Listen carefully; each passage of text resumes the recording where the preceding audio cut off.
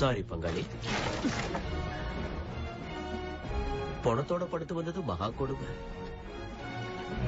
உன் கையே என் துடுப்பு.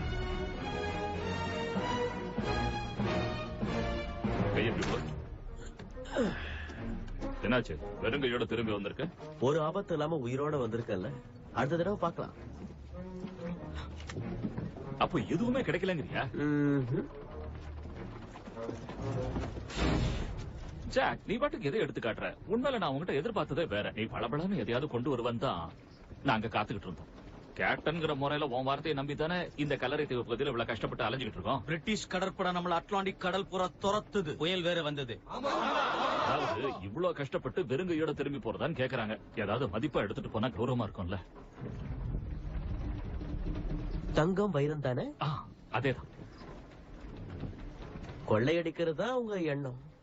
அப்ப உங்க எண்ணப்படி இந்த ஜாக் ஒரு கேப்டன்கிற முறையில நடந்துக்கலங்கிறீங்களா? கிளி என்ன சொல்லுச்சு? கிளி மேல கோபப்படுறதுல அர்த்தம் இல்ல. அந்த துணியில என்ன இருக்குன்னு